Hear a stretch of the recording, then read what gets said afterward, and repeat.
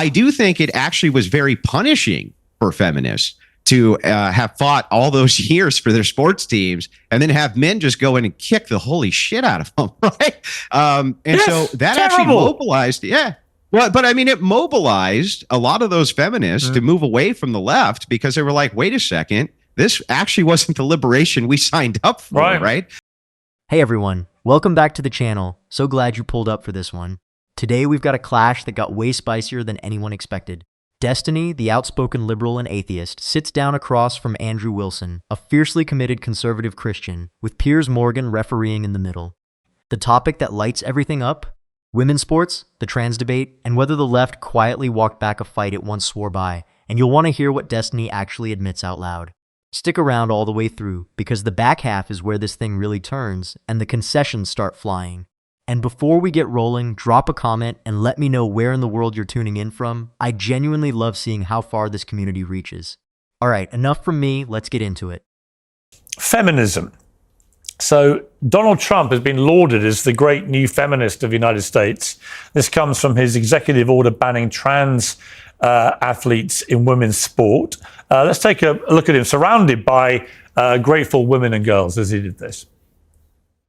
You know, if you'd like to gather around me, I think I'm going to be okay. Come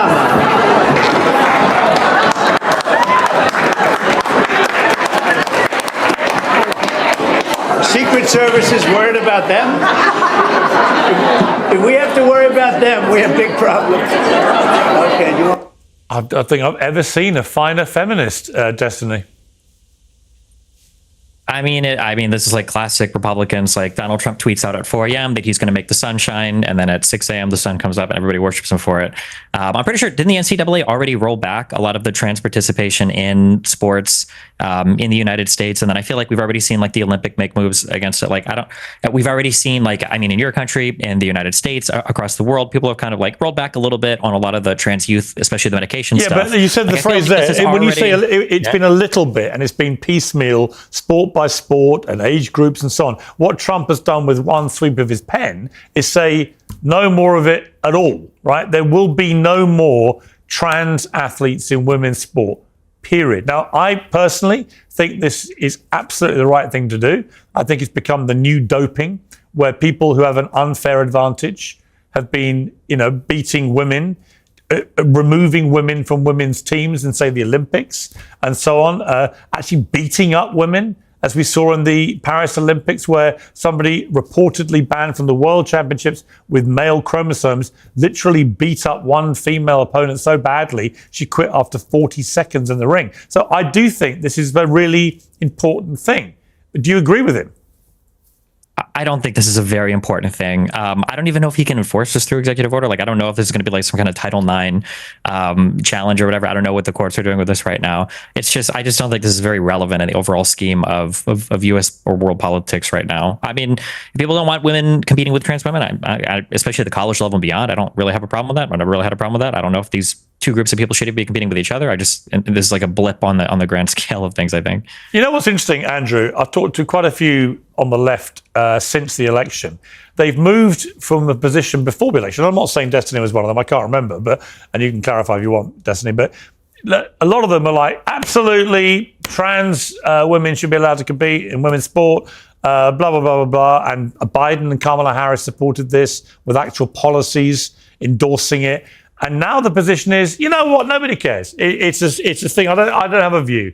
I don't have a view. And I think it's because, to their shock and horror, the single most effective political ad of modern times turned out to be that trans ad that Trump did, ending with Kamala's for they, them, Donald Trump's for you, but also including this issue of women's sports and women's safety and the issue of putting, as we had in England, in Scotland, actually, a male rapist who suddenly identified as a woman and got put in a women's prison. It cost the First Minister of Scotland their job. I think it's a big issue, far bigger than Democrats want to admit. And it's interesting, the narrative has changed from we're all in favour to actually it's just a small thing, we don't care about it. This is the moment the whole debate tilts, and you can feel it the second the topic lands. Because here's what you have to understand. For years, we were told fairness in women's sport was settled, that questioning it made you a bigot, and that nobody serious actually cared. And then Andrew lays it out plainly. Andrew said this, with one sweep of the pen, there will be no more trans athletes in women's sport, period. Watch how fast the energy in the room shifts. What blows my mind is the response from the other side. Destiny says this, I don't even know if he can enforce this through executive order. Notice the move there. He doesn't argue the policy is wrong. He doesn't defend the old position.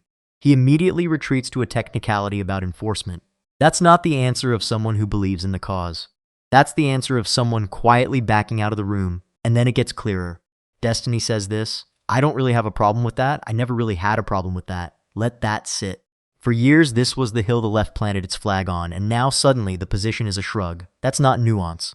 That's a retreat dressed up as wisdom. Here's the part people don't realize. The reason this matters isn't the sport itself. It's what it reveals about how political movements protect bad ideas long after they know they're losing. Piers nails the bigger picture when he points out the single most effective political ad of modern times turned out to be the trans ad. Think about what that means. The voters already decided. The public moved. And the only people still pretending it was no big deal were the ones who pushed it the hardest. That gap between what they say now and what they did then is the entire story. Yeah, this has been a major setback for LGBTQ, period. The trans issue has been the entry gateway for the one of the most brutal attacks against the left in modern times. And all you really have to do is just ask basic logistical questions like, okay, which prisons do they go to? You know what I mean? We were past bathrooms. We were into prisons and can children get gender reassignment surgery, things like this.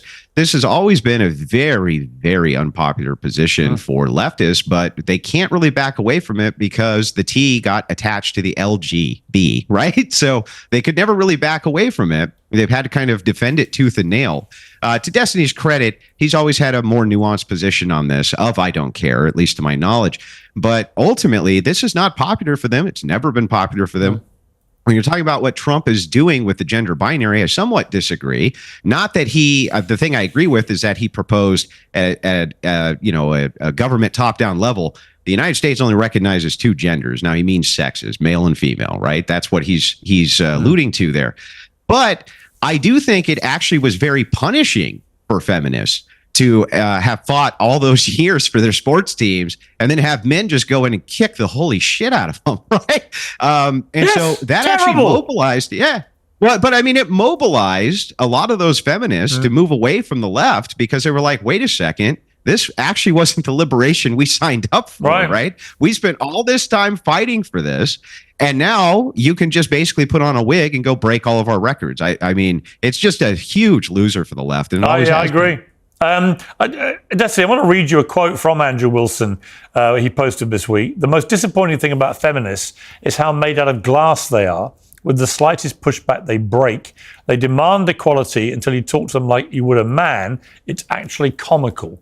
Would you concur with him?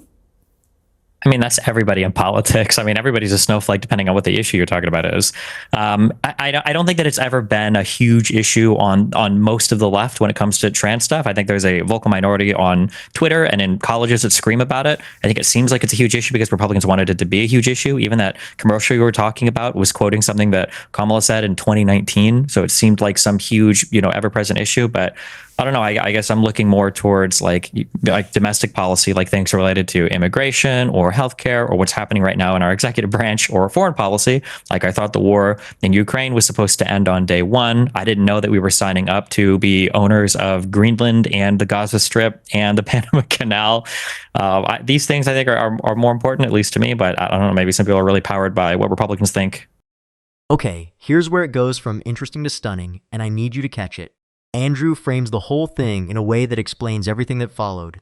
Andrew said this, the trans issue has been the entry gateway for one of the most brutal attacks against the left in modern times. And he's right, but not for the reason people assume. It wasn't one policy.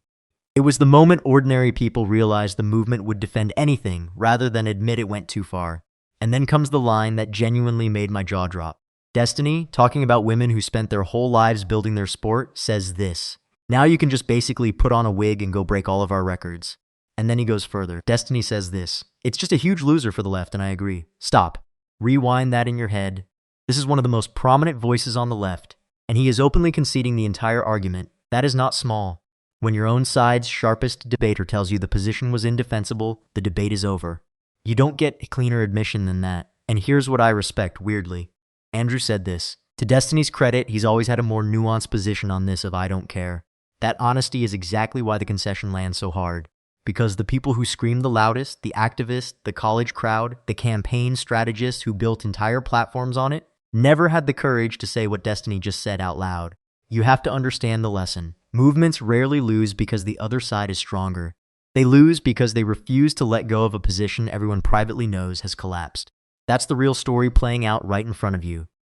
I don't know. You know, I got a 13-year-old daughter. And I got to say, if I was living in America, she was born there actually, but if I was living in America with a 13-year-old daughter who likes sport, I would be very exercised about this, and particularly if she had to share changing rooms with biological men who said, I'm now a woman. Yeah, I think I'd be more worried about my daughter like dying in Texas, like trying to get a medical procedure done because I'm pretty sure there have been 3 deaths now so far in Texas of young women that are pregnant that can't have medical procedures done because the doctors have to be so careful when they're doing them that they can't accidentally abort a fetus because then they'll be held liable for crimes. So I think these are things I'd be worried about more than trans athletes, which are more than a woman potentially being killed in a boxing ring by a trans athlete. How many times has this happened?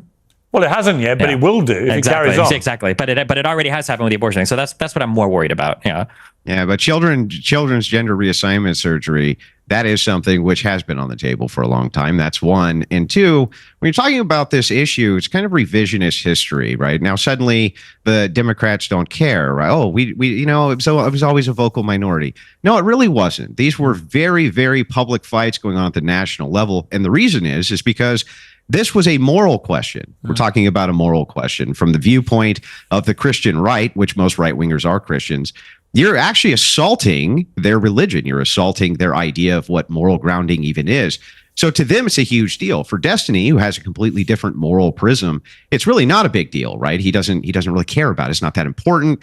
But to the average person, at least to the average right-wing conservative who's a Christian, it's a huge deal. The assault of the moral foundation is something they're going to take issue with. It's going to be one of their top priorities. So to say that Democrats were not fighting tooth and nail on behalf of trans inclusiveness, including in sports and everything, it's just insane revisionism. Of course, they absolutely were. I mean, I look at someone like J.K. Rowling, who got absolutely, destroyed by the woke brigade for standing up for women's rights to fairness and equality. Now everyone lauds her for her heroic stance, but at the time, most women understandably put their head under the vicious parapet and didn't want to engage, and that left people like her out on their own, getting completely killed by people who profess to be the Be Kind lobby. And this is the line that ends the conversation. Andrew said this, getting completely killed by people who profess to be the Be Kind lobby. Sit with how sharp that is. The same crowd that branded itself as kindness, as compassion, as tolerance, was the crowd doing the destroying. That contradiction is the whole game, and Andrew exposed it in one sentence. But back up to what set it up, because it's just as important. When the other side tries to claim this was never a big fight, Andrew shuts it down instantly. Andrew said this, it's kind of revisionist history. It was always a vocal minority. No, it really wasn't. These were very, very public fights going on at the national level. And he doubles down. Andrew said this, to say that Democrats were not fighting tooth and nail on behalf of trans inclusiveness, it's just insane revisionism. Here's what people don't realize. Rewriting your own recent history is the oldest trick a losing movement has. You don't admit you were wrong. You simply pretend you never really believed it that strongly in the first place. And it almost works because most people have short memories. But the receipts exist. The campaigns existed. The fights were real. And then the example that ties a bow on all of it. Andrew said this, J.K. Rowling got absolutely destroyed by the woke brigade for standing up for women's rights to fairness and equality. Think about that arc. One of the most beloved authors on the planet says one thing, and overnight she's treated like a villain. And now, the very people who attacked her are quietly drifting toward the exact position she was punished for holding. This is something history teaches over and over. Think of Galileo, mocked and silenced in his own lifetime for a view later treated as obvious. The person who stands alone against an angry crowd is so often the one everyone pretends to have agreed with later. The crowd is loud, but the crowd is rarely the judge that matters. So here's my honest takeaway. This wasn't a debate where one side narrowly edged out the other. This was a topic where one side conceded, retreated, and then tried to act like it never happened. Watching it unravel in real time is exactly why moments like this matter. The truth doesn't need a mob behind it. It just needs time. So what do you guys think of this?